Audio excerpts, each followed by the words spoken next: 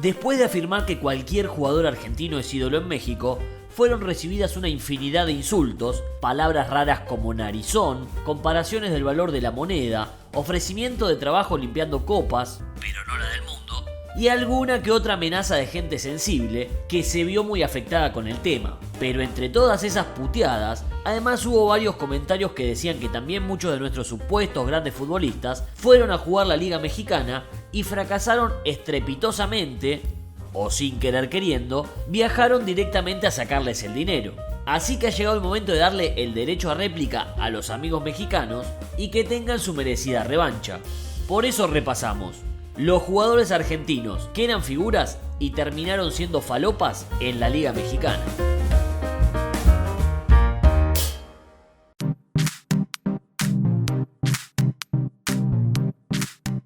En este grupo se incluye esos jugadores que llegaron a México con el rótulo de estrellas y que después de haber sido exitosos en el fútbol argentino, fracasaron rotundamente en el fútbol azteca. Obviamente, cuando hablamos de estrellas hacemos referencia a una vara moderada del fútbol local, porque los buenos se van a Europa, o si ya habían ido, se quedan ahí. Pero sin dudas, mayor expectativa depositada, mayor fue la decepción de la fanaticada mexicana. El principal estafado por los jugadores argentinos, sin dudas, es el América, aquel equipo en donde el chanfle había convertido 24 goles en un partido, que seguramente quiso rememorar esas épocas viniendo a buscar buenos productos de nuestro campeonato. Uno de los peores fichajes de la historia fue Lucas Castromán. El jugador surgido en Vélez comenzó su carrera siendo volante o incluso defensor por la derecha, pero después de pasar por Italia, donde jugó en Lazio y Udinese, volvió a Vélez con aires de ser delantero. En el Fortín se convirtió en figura, siendo campeón, y se destapó como nuevo goleador. Las Águilas, viendo esta nueva faceta, en el 2007 pusieron $4 millones para llevárselo. Pero en la liga donde cualquier argentino es goleador, el hombre Castro no pudo acertar un solo balón dentro de los 3 palos y solo un año después fue transferido a Boca. En el mismo mercado de pases en el que adquirió a Castromán, el América también compró a Federico Insúa en más de 7 palos. El Pocho había sido figura del fútbol argentino, donde fue campeón con Independiente y con Boca. Después de una temporada en Alemania, arribó a México para romperla, pero lo único que rompió fueron sus ligamentos, lo que le provocó estar fuera de las canchas durante un semestre. En las Águilas nunca rindió, por lo que fue cedido a préstamo a Necaxa, donde le fue aún peor, sufriendo el descenso a segunda división, y Don Ramón no le dio otra nomás porque ya estaba muerto. Después de fracasar en México, volvió a jugar en Boca, donde incluso fue convocado a la selección, y años más tarde, nuevamente fue campeón jugando para Vélez.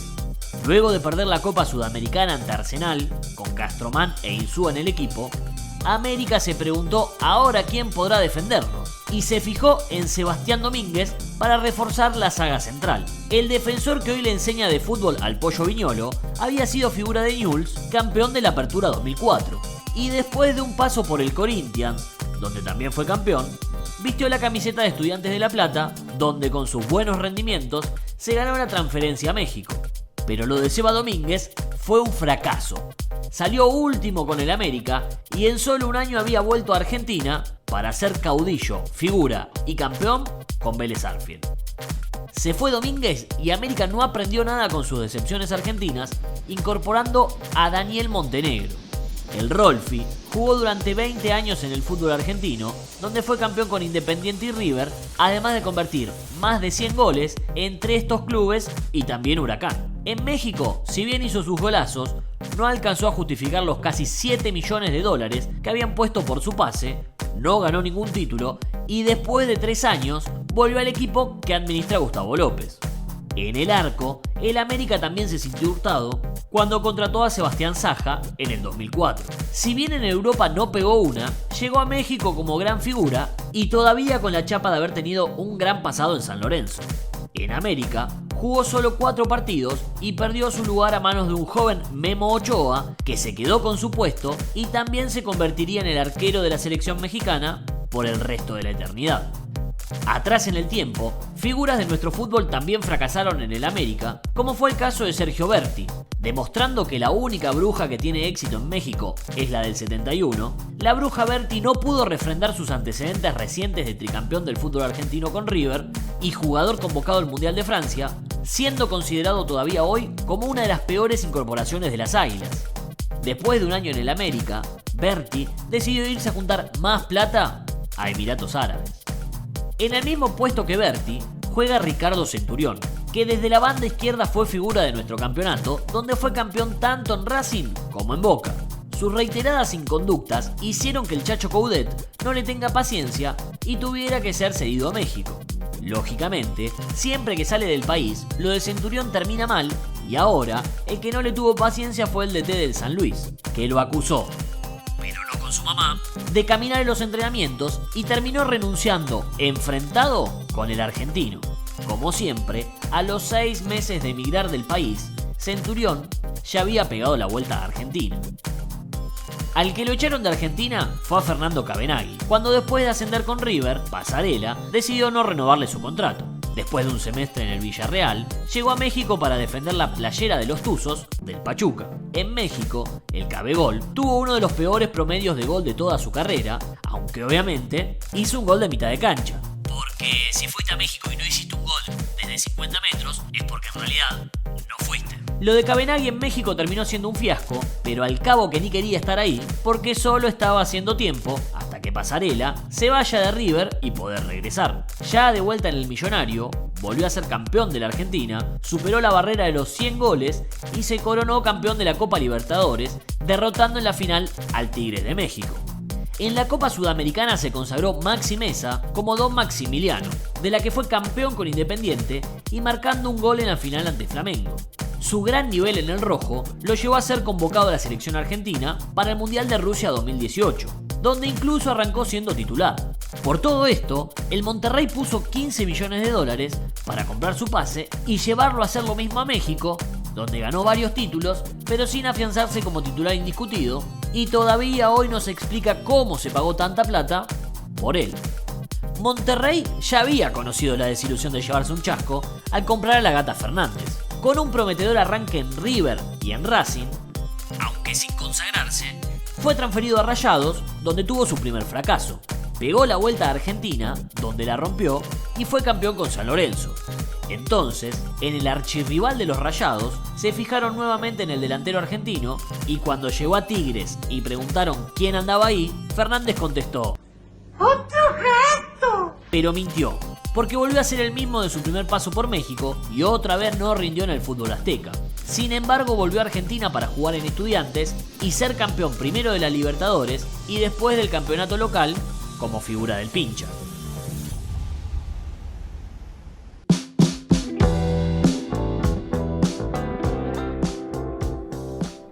En este grupo de jugadores se incluyen aquellos que, habiendo rendido en el fútbol argentino, tuvieron la chance de no ir directamente al outlet mexicano y jugar en Europa. Pero ya sin nafta para permanecer en el viejo continente, encontraron la oportunidad de ir a robar un poco más de divisas al mejor estilo Cuajinais por la Liga Mexicana. Marco Rubén es un ejemplo claro. Después de surgir en Rosario Central y jugar en River, tuvo un aceptable paso por Europa, en donde jugó en España, Ucrania y Francia. Si bien no fue figura, lógicamente se ganó un inevitable paso por el fútbol mexicano antes de volver a su país. Tigres de Monterrey fue su destino y su actuación fue lamentable, donde solo anotó un gol en la Copa México para ahorrar energéticos. Inmediatamente después regresó a Rosario Central, donde se cansó de hacer goles y hoy es uno de los máximos goleadores de la historia. Otro que quiso estirar su estadía al máximo en el extranjero fue Gonzalo Vergesio. La Bandina fue figura en Argentina, destacándose en Racing y en San Lorenzo. En Europa también anduvo bien en su paso por Francia y fundamentalmente en Italia, hasta donde estuvo cerca de jugar en el Milan. Pero ya no tenía más nada para dar en Europa y los hinchas de San Lorenzo esperaban con ansias su regreso, pero no contaban con su astucia y Vergesio decidió meter una escala más, llegando a México para jugar en el Atlas. En el fútbol mexicano pasó sin pena ni gloria y, como diría el flauta, cuando ya no tenía más jugo en la naranja, ahí sí decidió volver a San Lorenzo, pero la Bandina ya estaba rebajado con agua. Quien volvió a San Lorenzo desde México y sí la rompió fue Fernando Bellucci. Sin embargo, extrañamente el volante argentino tampoco se pudo destacar en el fútbol mexicano. ¡El que pega con las manos! Bellucci fue figura en Newell's, donde fue campeón en el 2004, y después de jugar en River, saltó a Europa, donde jugó en el Olympiacos y Porto, entre otros. Llegó a Cruz Azul con chapa de crack, pero solo jugó 8 partidos y le rescindieron el contrato.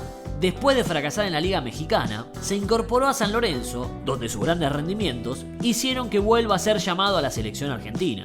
También llegó con un buen currículum a México Ricky Álvarez, el volante ofensivo que la rompió en Vélez y en sus comienzos había sido comprado por el Inter de Italia y sus buenas actuaciones le valieron la convocatoria a la selección argentina, con la que fue subcampeón del mundo en 2014, incluso reemplazando a Messi en un partido.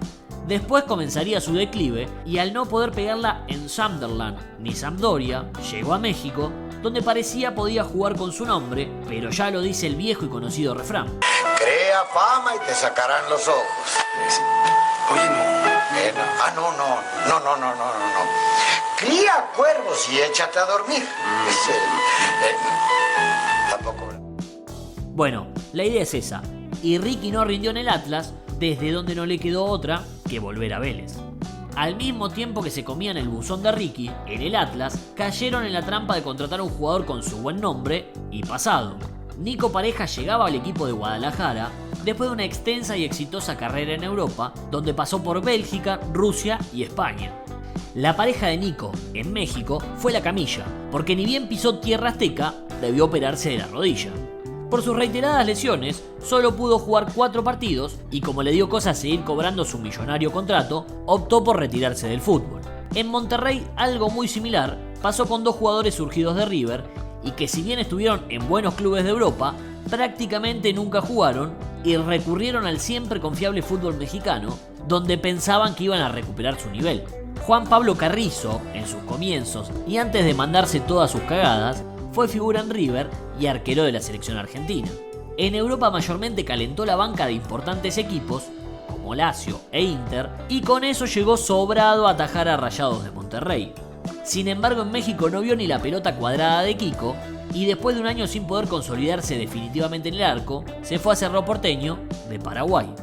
Matías Craneviter fue una gran aparición de River y del fútbol argentino, donde era figura del primer River campeón de América de Gallardo y jugador convocado a la selección. En Europa no jugó en Atlético de Madrid, Sevilla ni Zenit, ergo tenía un lugar asegurado en el fútbol mexicano. Fue transferido al Monterrey, pero ni siquiera hoy todavía puede ganarse un lugar como titular, decepcionando al no dar la renta esperada por él.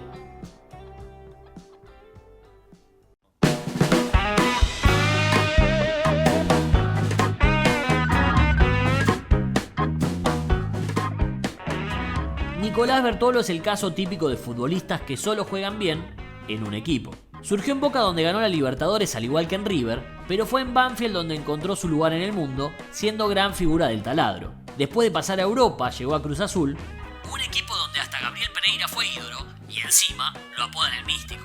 Bertolo arrancó como el Toor, siendo expulsado en su primer partido, y su estadía en la máquina cementera duró menos que un sabroso entremés del Chompiras. En solo 6 meses ya había vuelto a Banfield, como siempre. En Banfield también jugó Vilos, que al ser reconvertido en mediocampista, pasó a Boca, donde fue campeón de todo lo que jugó con el equipo dirigido por Basile. Solo un semestre después de esto, tras no rendir en Francia, llegó al América, que como siempre se clavó con las grandes figuras argentinas, y en el Distrito Federal llegaron a dudar si Vilos realmente era futbolista o un ferrocarril parado.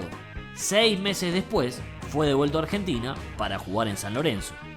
Por la misma época, durante los primeros años de la década del 2000, Leandro Gracián era el enganche de Vélez con el que fue campeón y figura. Solo con eso su rendimiento en México estaba más que asegurado, pero nunca cumplió con las expectativas. Primero en Monterrey y después en Necaxa. Sin embargo, como nadie mira la Liga Mexicana, Boca se fijó en él para reemplazar a Riquelme en 2007 y lógicamente no funcionó. Luego empezó a tener una clásica gira por todos lados y por supuesto logra otro paso por México, pero esta vez en el Querétaro, nuevamente sin suceso.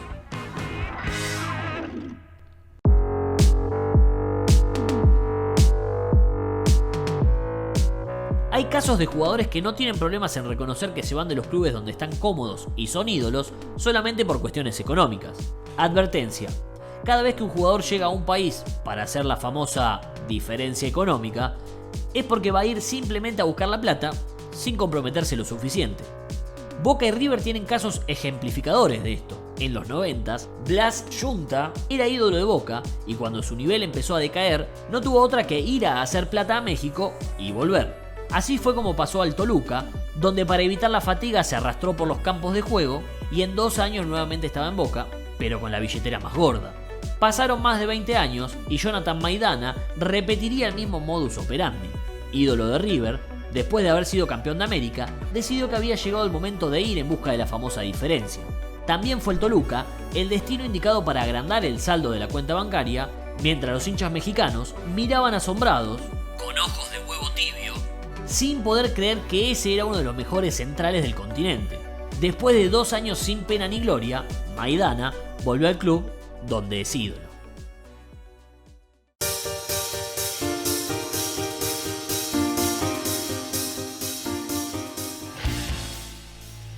Estos casos fueron muy mencionados entre todas sus puteadas por los espectadores mexicanos, pero son casos que llegaron a México como jugadores del montón en Argentina y a pesar de no rendir en el país del norte, volvieron totalmente cambiados y fueron figuras en la inigualable Superliga.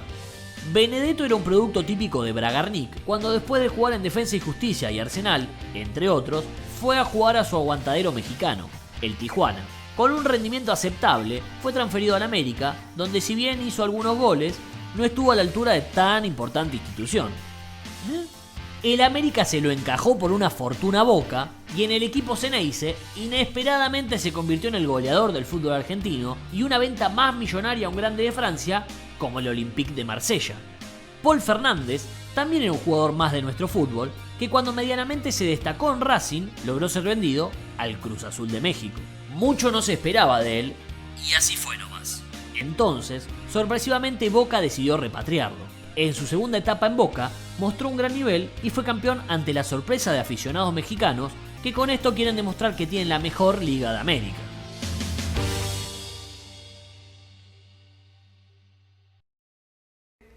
No me tardo, pero recuerda una cosa.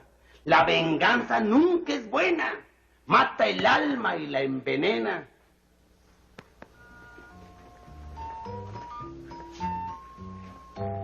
Ahora, por aquello de que no me hayas entendido bien,